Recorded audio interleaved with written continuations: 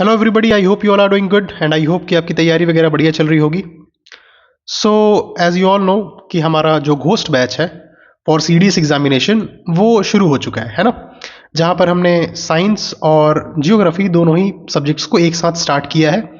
3 videos आपको मिलेंगी science की और 3 वीडियोस आपको मिलेंगी ज्योग्राफी की एक वीक में। ठीक है, हो सकता है वो अल्टरनेट डे हो या फिर हो सकता है वो कंटिन्यूस डेज में भी हो सकता है, depending upon our educators including my self. वो कैसे होंगी हम उसको देख लेंगे। ठीक है, लेकिन 3 वीडियोस आपको ज्योग्राफी की और 3 वीडियोस आपको साइंस की मिल रही होंगी। ठीक, तो काफ़ी ज़्यादा इंपॉर्टेंट चीज़ ये है कि मतलब आप इसको फ्री समझ के ये ना समझे कि यार इसमें तो हो सकता है कंटेंट की कुछ क्वालिटी कम हो या फिर समथिंग लाइक दैट, हम तो पेड बैच में पढ़ रहे हैं, है ना।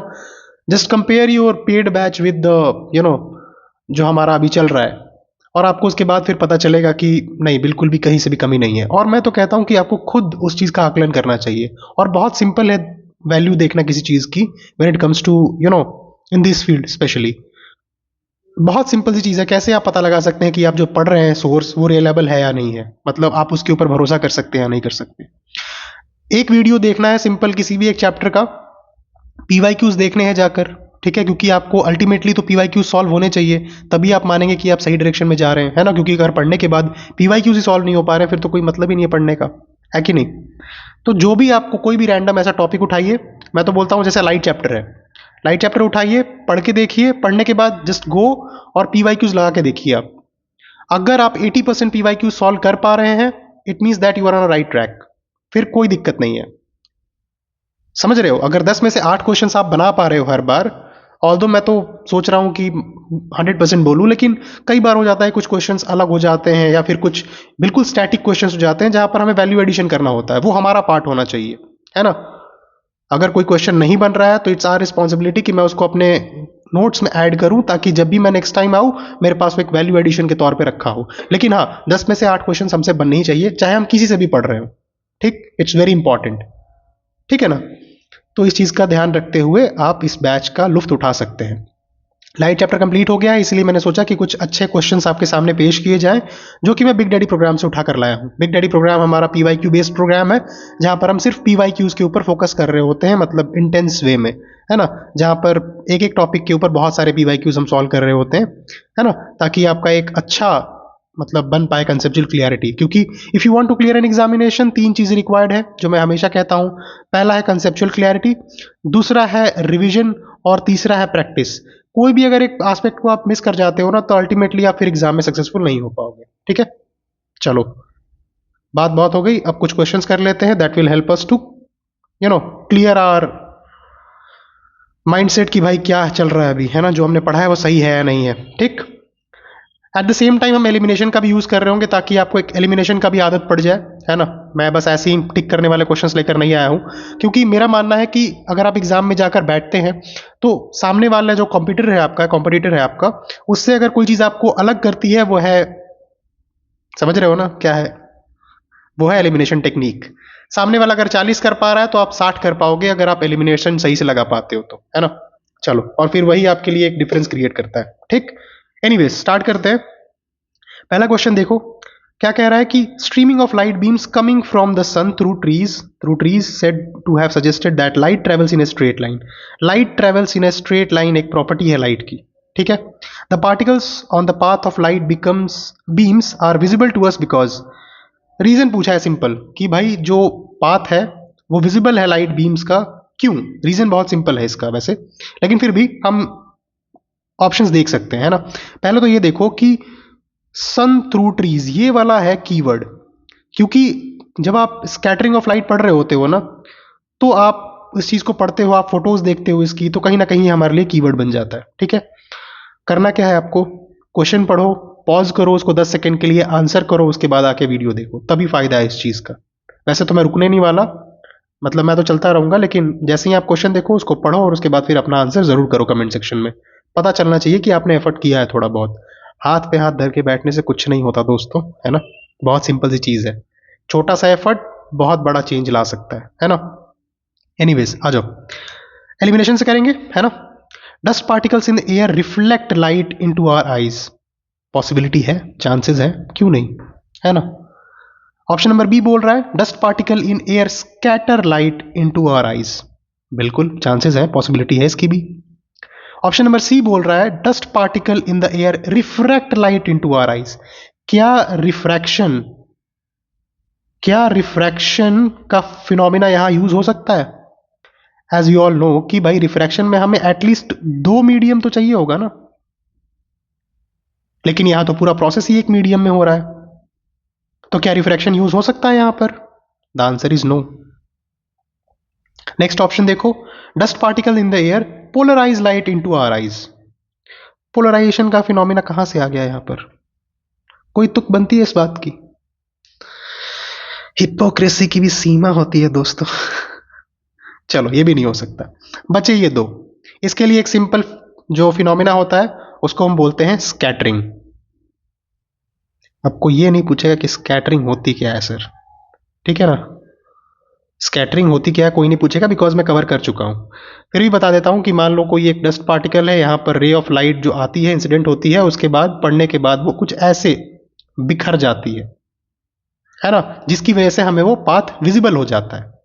ठीक, अच्छा, स्काई इज ब्लू, हमें पता है ये फिनोमिना है, मतलब ये एक एप्लीकेशन है हमारा स्कैटरिंग ऑफ लाइट का। किसने दिया था इसको? याद करो, रिले भाई साहब ने दिया था क्या? अच्छा, टिंडल इफेक्ट किसका एग्जाम्पल है? टिंडल इफेक्ट भी इसी का एग्जाम्पल है क्या? आई होप समझ में आया होगा।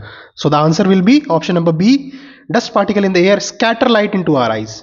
ठीक है, अगर आपने नहीं पढ़ा है तो प्लीज मैंने पढ़ा रखा है, जाके एक बार देखिए वीडियो को, आपको समझ में आ जाएगा। नेक्स्ट क्वेश्चन देखिए, if your image appears to be erect, keyword है erect, no matter how far you stand from the mirror, कोई फर्क नहीं पड़ता कितनी दूर खड़े हैं आप मिरर से, the mirror is likely to be, बताओ कौन सा मिरर होगा? पहली चीज तो हमेशा इरेक्ट बना रहा है, दूसरा हमेशा ही इरेक्ट बना रहा है क्योंकि वो चाहे जहां मर्जी खड़े कर दो उसको, कितना ही दूर खड़ी कर दो। बताओ कौन कौन सा हो सकता है? क्या प्लेन मिरर हो सकता है? क्या क्या कनकेव हो सकता है, कन्वेक्स हो सकता है, या फिर प्लेन और कन्वेक्स? कनकेव तो मेरे ख्याल में नहीं होना चाहिए, क्योंकि हमें पता है कि कितना ही दूर का मतलब, चलो मैं बोलता हूं कि भाई जो हमारी लाइट रेज है ना वो इन्फिनिटी से आ रही हैं, तो इन्फिनिटी से जब आएंगी तो टकराने के बाद कहां मिलती हैं? फोकस पे मिलती हैं क्या?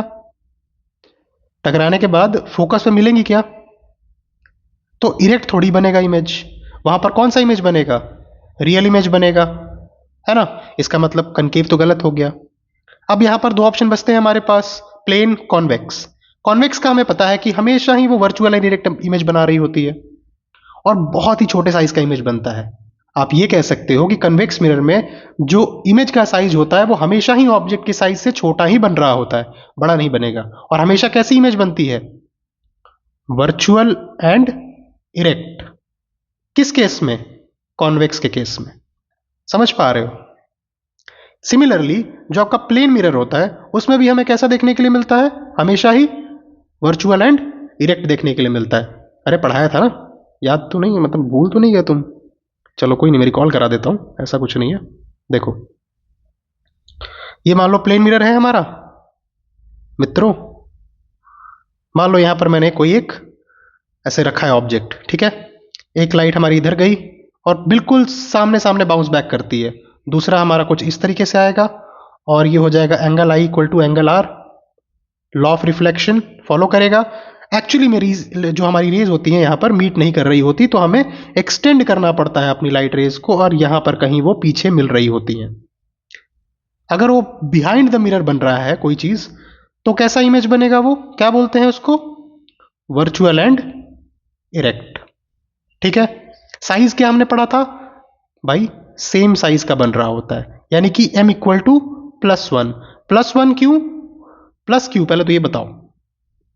प्लस इसलिए because virtual and erect image बन रही है, और 1 क्यों? बिकॉज सेम साइज की बन रही है। इक्वल टू 1 क्यों? बिकॉज सेम साइज की बन रही है। ठीक है, कैसी इमेज बनती है? Laterally inverted. समझ पा रहे हो? कहां बनती है? Far behind the mirror. कब? When object is in front of it. इसके सारे केसेस भी मैंने डिस्कस किए थे, बहुत इंपॉर्टेंट है 4 केसेस जो मैंने पढ़ाए हैं, है ना। उनको पढ़ लेना अच्छे से, एग्जाम में क्वेश्चंस आएगा, देख लेना तुम वहां से। प्लेन मिरर एक ऐसा टॉपिक है जो कि मतलब ऐसा कहते हैं ना कि मुट्ठी भर का टॉपिक है, ज्यादा बड़ा नहीं है, कॉम्पैक्ट है, छोटा सा सब टॉपिक है, लेकिन क्वेश्चंस आ जाते हैं यहाँ से, है ना, क्योंकि लोग इसको इग्नोर कर देते हैं। स्पेशली वो 4 जो मैंने पढ़ाए हैं सब इसके कंडीशंस, वो ध्यान से पढ़ लेना, ठीक है। नेक्स्ट देखें, आ जाओ। बोल रहा है कनकेव मिरर है, रेडियस ऑफ कर्वेचर हमें दिया हुआ है 50 सेंटीमीटर, यानी कि आर जो है हमें 50 सेंटीमीटर दिया हुआ है। Is use to form an image of an object kept at distance of 25 centimetre, यानी कि यू भी हमें दिया है, that is 25 centimetre, from the mirror on its principal axis. What will be the position of image which is in front of it. बना ले क्या, ये लो भाई बन गया तुम्हारा कॉनकेव मिरर, ठीक है। मान लो ये C है, ये F है, हमें दे रखा है ये वाला डिस्टेंस, पोल से लेके जो सेंटर ऑफ कर्वेचर तक का डिस्टेंस है, ये दे रखा है हमें 50 सेंटीमीटर। फॉर्मूला पढ़ाया था एक, याद है, R इक्वल टू 2F वाला। जिनको नहीं याद है मतलब रिवीजन नहीं है, ठीक है। तो यहां से हम F निकाल सकते हैं। F क्या हो जाएगा 25।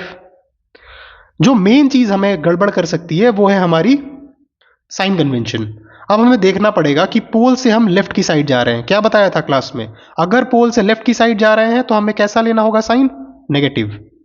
तो फोकस हमारा कैसा होगा, इधर जाना पड़ रहा है फोकस के लिए, कैसा होगा फिर हमारा फोकस, नेगेटिव होगा, यानी कि F is equal to -25 centimetre होगा। U कैसा होगा हमारा, क्वेश्चन में तो हमें U 25 सेंटीमीटर दिया हुआ है, लेकिन हमें पता है कि अगर हमें लेफ्ट साइड जाना पड़ रहा है U के लिए तो कैसा होगा U हमारा, वो भी नेगेटिव होगा। अगर यही हमें राइट जाना पड़ रहा होता, फोकल लेंथ किस केस में, कॉन्वेक्स के केस में, तो फोकल लेंथ कैसा होता, पॉजिटिव होता, लेकिन वहां पर भी जो हमारा U होता वो नेगेटिव होता। सब कुछ पढ़ाया हुआ है, कोई ये नहीं बोलेगा कि सर ये नहीं पढ़ाया क्लास में, ठीक है ना, हर चीज कवर किया है डिटेल में। फॉर्मूला क्या होता है, 1/v plus 1/u equal to 1/f, ठीक है।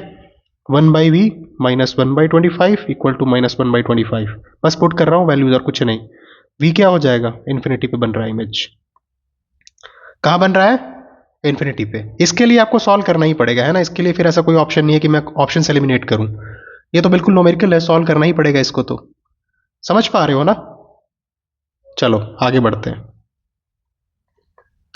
पहले खुद से सॉल्व करना है, उसके बाद देखना है मेरा वाला, ठीक है। An object is placed in front of a convex mirror, sorry convex mirror, convex mirror is your keyword, ठीक है। तो बताना है कौन सा स्टेटमेंट करेक्ट है। पहला देखो भाई, it will never form an inverted image, क्या लगता है सही है।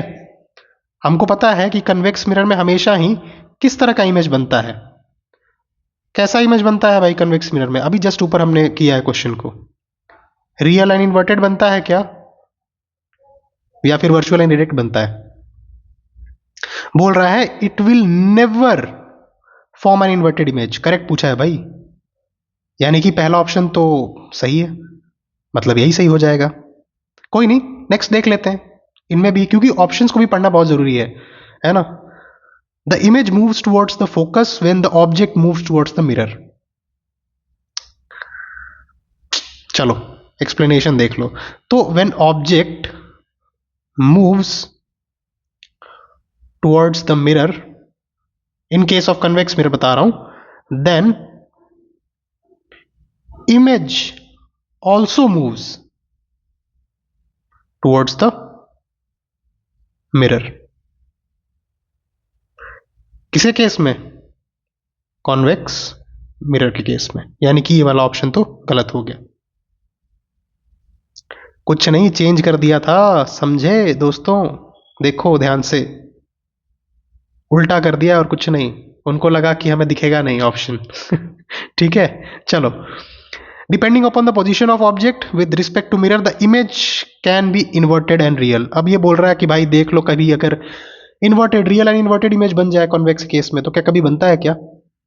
दो ही तो केसेस होते हैं, या तो कहीं इन्फिनिटी से रे ऑफ लाइट आ रही होगी, या फिर कहीं भी रख दो, दो ही केस बन रहे होते हैं ना। और दोनों ही केस में हमने क्या देखा है कि भैया वर्चुअल एंड इरेक्ट बन रहा होता है और स्मॉल साइज का बन रहा होता है, या तो हाईली डिमिनिस्ड बनता है या फिर डिमिनिस्ड बनता है। समझ पा रहे हो ना, यानी कि वाला ऑप्शन भी नहीं होगा, ठीक। लास्ट वाला ऑप्शन क्या कह रहा है? The size of image becomes larger than that of the object when the object is placed. अरे यार अभी जस्ट बता के उठाऊं ये वाला। कैसा बनता है? हमेशा ही always smaller than the object. ठीक है, कभी भी बड़ा या बराबर नहीं बनेगा इस केस में, तो ये वाला ऑप्शन भी गलत हो जाता है। ठीक है, आई होप आपका सही हो रहा होगा। अच्छा, लास्ट में ये जरूर बता के जाना मेरे को कि कितने ऑप्शन तुमने सही किए हुए हैं ना। ये तो बिल्कुल बता के जाना कि आउट ऑफ 10 कितने सही हुए हैं। इस तरीके से अगर 2 सही हुए तो 2 out of 10, 3 out of 10, 10 out of 10। मैं चाहूंगा 10 आउट ऑफ 10 सही हो। ठीक है, चलो देख लो। बोल रहा है लुमिनस ऑब्जेक्ट है placed at A distance of 40 centimetre in a converging lens. Converging lens कौन सा होता है? कॉनकेव होता है, कॉन्वेक्स होता है?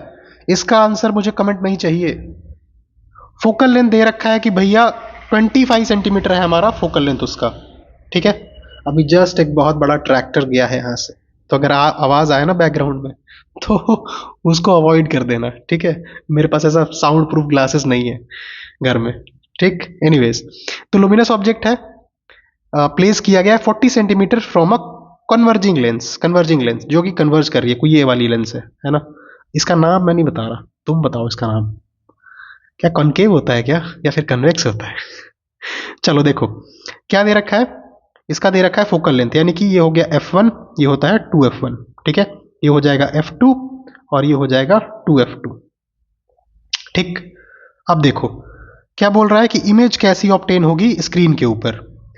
इरेक्ट होगी क्या? Magnified, erect and smaller, inverted and magnified, inverted and smaller.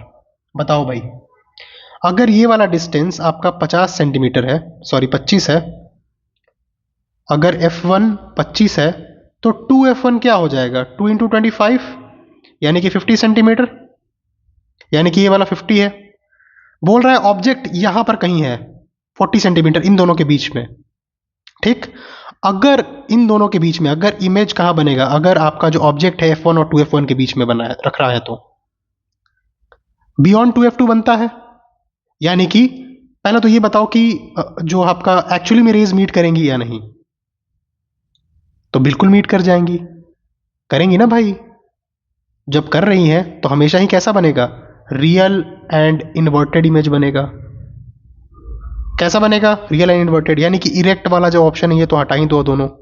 Inverted and inverted कैसा बनेगा? स्मॉलर बनेगा या फिर मैग्नीफाइड बनेगा? स्मॉलर किन केसेस में बन रहा होता है? या तो राइट रेज जो है वो बिल्कुल इन्फिनिटी से आ रही हो वहां से, या फिर अगर बियॉन्ड 2f1 हो वहां से, है कि नहीं? तब छोटी इमेज बनती है, उसके बाद तो सारी बड़ी बन रही होती है कि नहीं? तो यानी कि स्मॉलर तो बन नहीं सकता। Option number C. कुछ सॉल्व ही नहीं करना पड़ा, मेरे को लगा सॉल्व करना पड़ेगा, इजी क्वेश्चन था यार ये तो। धोखा हो गया, धोखा, गद्दारी कर बे। कौन है ये क्वेश्चन डाला है? अच्छा एक बात बताओ, इसमें मैग्निफिकेशन की वैल्यू क्या होगी अगर मैग्नीफाइड बन रहा है तो? ग्रेटर देन -1 या +1? -1। -1 क्यों? बिकॉज रियल इमेज बन रही है। अगर यही हमारी इन्वर्टेड, सॉरी अगर इरेक्ट और बन रही थी उसमें वर्चुअल इरेक्ट बनती तो कैसा होता? +1 होता है यहाँ पर। ठीक है ना? चलो, इजी क्वेश्चन आ गया यार, मेरे को लगा था हार्ड है वो वाला, मैंने अभी देख लिया। फिर चलो कोई नहीं, बताओ फिर भी तुम सही नहीं कर पा रहे हो। अगर 10 में से 10 तो फिर क्या ही होगा। चलो अगला क्वेश्चन दे रखा है, when a concave lens produces real image of an object, minimum distance between the object and the image equal to. इसका आंसर बताओ। ये बढ़िया क्वेश्चन है ये बढ़िया क्वेश्चन है, बताओ। इसका कोई एक्सप्लेनेशन नहीं दूंगा मैं, है ना, क्योंकि इसका एक्सप्लेनेशन एक तो पहला तो लेंदी है, दूसरा इररेलेवेंट है। क्यों इररेलेवेंट है? क्योंकि हर बार अगर क्वेश्चन आया भी ना तो बिल्कुल ऐसे डिट्टो छाप के थोड़ा बहुत लैंग्वेज इधर उधर करके दे देगा वो, है ना। और उसमें प्रूफ बहुत बड़ा है, मैंने प्रूफ करके देखा है इसको। ठीक है, इसका आंसर होगा 4 times the focal length of the convex lens. याद कर लेना, इसलिए लिख कर आया हूं इसको। ठीक है, D greater than 4f, greater than equal to 4f। जब लास्ट में प्रूफ करोगे ना तो कुछ इस तरीके का वैल्यू आएगा, प्रूफ करने के बाद ऐसा कुछ दिखता है। तो इसको याद कर लेना है ना, अपने नोट्स में जहां भी आपका है ना लिख लेना इसको as a static portion type. Although इसको हम कर सकते हैं प्रूफ।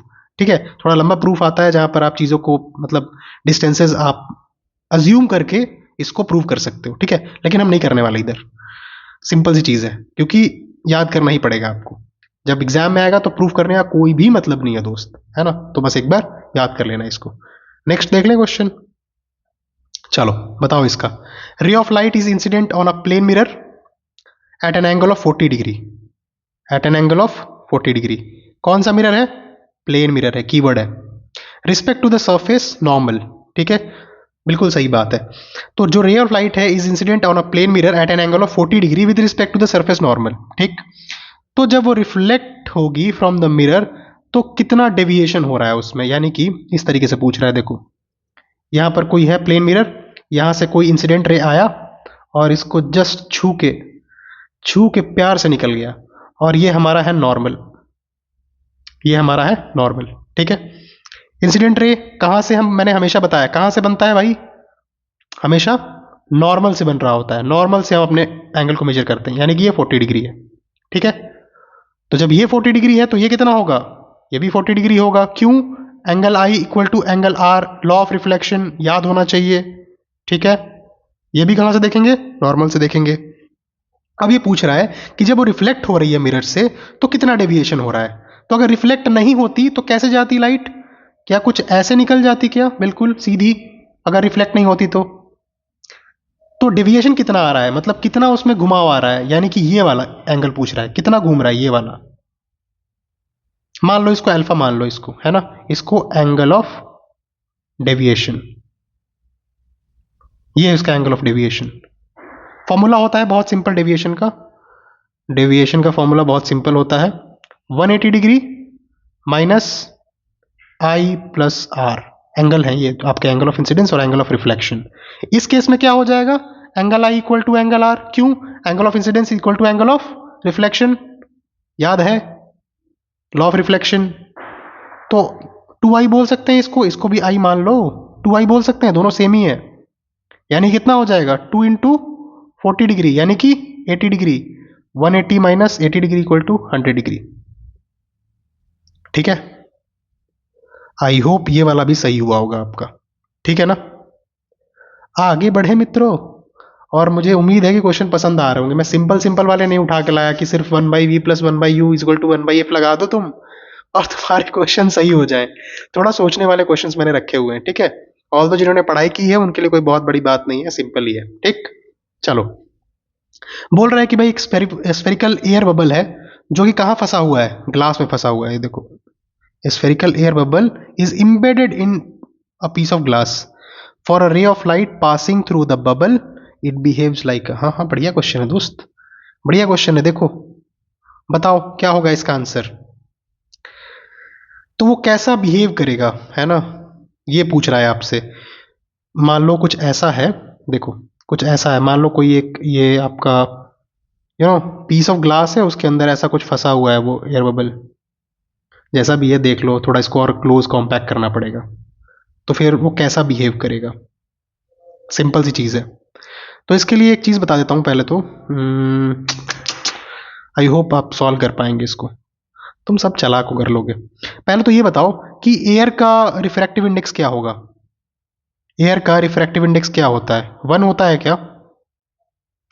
और आपका जो ग्लास है, इसका रिफ्रैक्टिव इंडेक्स कितना होता है, 1.5 होता है क्या?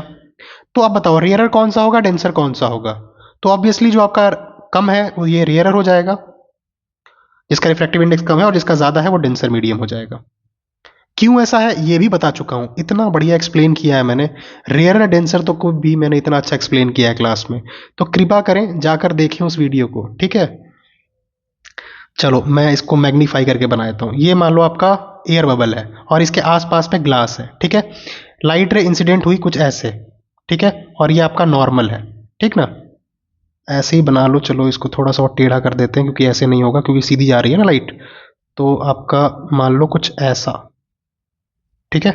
ये जब लाइट, क्योंकि बाहर हमारा डेंसर मीडियम है और अंदर रेयरर मीडियम है, जब लाइट डेंसर टू रेयरर में जाती है तब क्या भाग कैसा होता है, वो अवे फ्रॉम द नॉर्मल जाती है। ये हमारा नॉर्मल है, इससे अवे जाएगी, मतलब दूर जाएगी, यानी कि कुछ इस तरीके से निकलेगी, ठीक। यहां पर भी हमारा एक नॉर्मल होगा, है ना। अब यहां पर अंदर कैसा है मीडियम? रेयरर। बाहर ग्लास है, कैसा है मीडियम? डेंसर। जब रेयरर से डेंसर में जाती है तो कैसी जाती है? बेंड कैसे करती है? टुवर्ड्स द नॉर्मल, यानी कि कुछ ऐसे। तो आप देख रहे हो कि लाइट ऐसे आ रही है, निकल ऐसे रही है, मतलब ये कुछ ऐसे बाहर की तरफ निकल रही है। सॉरी, कुछ ज्यादा ही कचरा हो गया।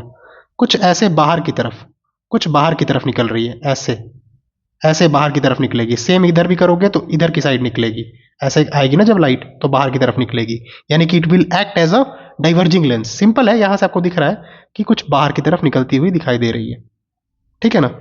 तो डाइवर्जिंग होगा। प्लेनो कन्वर्जिंग, ये सब बकवास चीजें है ना? तो डाइवर्जिंग लेंस की तरह आप इसको यूज कर सकते हैं। पहला केस में क्या था? डेंसर टू रेयरर में जा रही थी, यानी कि टुवर्ड्स द नॉर्मल। हम देख भी पा रहे हैं कि towards the normal, sorry, denser to rare में जा रही है तो कैसे होता है भाई? Away from the normal, away from the normal. आप देख रहे हो यहां पर ये नॉर्मल है तो इससे दूर भाग रही है ये, है ना? और यहां पर क्योंकि रेयर से डेंसर में जा रही है तो टुवर्ड्स द नॉर्मल, यानी कुछ इस तरीके से ये वाला एंगल कम हो जाएगा। समझ पा रहे हो ना? चलो नेक्स्ट क्वेश्चन देखो। Spectacles used for viewing 3D films have. Simple सा आंसर है, इसमें कुछ ऐसा नहीं है कि हम और कुछ देखेंगे। आंसर इसका पोलराइड्स, ठीक है? ये पोलराइड्स किस लिए यूज होता है? यूज होता है टू कंट्रोल द इंटेंसिटी, ठीक है ना? आप इसको सन ग्लासेस में, विंडो प्लेन्स में मतलब देखते हैं। इसका अगर यूजेस की बात करो आप, तो आप इसको फोटोग्राफिक, जो आपके कैमराज होते हैं ना, फोटोग्राफिक कैमराज, उसमें यूज कर लेते हैं। या आप 3D मूवी जो होती है ना, उसके कैमराज में आप यूज कर लेते हैं, एक्सेट्रा। तो इसको भी अपने नोट्स में ऐड कर लेना है अगर आपने ऐड नहीं किया है तो, ठीक? 2010 CAPF का क्वेश्चन है, बढ़िया ये, ठीक है ना? चलो आगे देखो। पेरिस्कोप के बारे में बात हो रही है कि जो दो प्लेन मिरर होते हैं किस तरीके से लगे होते हैं, ठीक है? Parallel to each other, perpendicular to each other, at an angle of 60 degree with each other, at an angle of 45 with each other. यहां बात हो रही है ईच अदर की, है ना? देख लो एक बारी, मैं डायग्राम बनाता हूं इसका, कैसा बनेगा ये देखो। टडा टडा, ऐसा कुछ बनेगा, ठीक है? तो यहां पर कहीं आपके दो प्लेन मिरर फिक्स किए होते हैं, है ना? अगर हम बात करें, ये पैरेलल लगे होते हैं, पैरेलल टू ईच अदर, यानी कि आपस में अगर ईच अदर की बात हो इन दोनों के केस में, यानी कि 0 डिग्री, कोई भी वैसा नहीं होता है ना, 0 डिग्री होते हैं, मतलब पैरेलल टू ईच अदर होते हैं। लेकिन अगर इंडिविजुअली पूछा जाए कैसा लगे होते हैं, तो 45 डिग्री पे। मैंने अकेले अकेले पूछे कैसे लगे होते हैं, कितना एंगल होता है, 45 डिग्री होता है। यहां पर आपकी सुंदर सी आंखें होती हैं, ऐसे, ये देखो, कुछ ज्यादा ही तो भूतों वाली आंखें होगी, जो भी है, जिसकी भी आंखें हैं देख लेना। और यहां पर मान लो तितली उड़ रही है, ठीक है? यहां तितली उड़ रही है, तो ये हो गया, ठीक है? कहां यूज होता है इसका? टैंक्स में, सबमरीन्स में, ठीक है ना? पेरिस्कोप डेप्थ तक हम सबमरीन्स को लेकर आते हैं और बढ़िया ऊपर समुद्र के ऊपर नजारे लेते हैं, है ना? चलो, यानी कि अगर बात करें तो पैरेलल टू ईच अदर लगा होता है, सॉरी, परपेंडिकुलर नहीं होता कहीं भी, है ना? 60 डिग्री नहीं होता। 60 डिग्री किस केस में होता है? 60 डिग्री केस में होता है, किसके केस में? कैलिडोस्कोप के केस में, इसका भी मैंने बताया था। और 45 डिग्री पे नहीं रखे होते, क्योंकि इंडिविजुअली बात नहीं हो रही, ईच अदर यहां पर पूछा हुआ है, ठीक है ना? यानी कि पहला ऑप्शन हमारा करेक्ट हो जाएगा। तो यहां पर आपके 10 क्वेश्चन जो हैं वो खत्म होते हैं। Thank you so much ladies and gentleman. मैं खुश हो गया बहुत ज़्यादा करवाने के बाद। आई होप कि आपको भी अच्छा लगा होगा करके क्वेश्चंस को, है ना? So thank you from my side. और क्लास को रेगुलरली अटेंड कीजिए, आपके लिए लाया गया है उसको बनाकर, ताकि आप उसका लुफ्त उठा सकें, है ना? और मैं उम्मीद करूंगा कि आप उसका बहुत ज़्यादा बढ़िया लुफ्त उठा पाएं।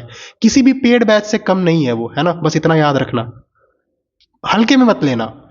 पढ़ो, क्वेश्चन सॉल्व करो, बहुत इंपॉर्टेंट है ना? चलो bye bye, take care of your self. जय हिंद।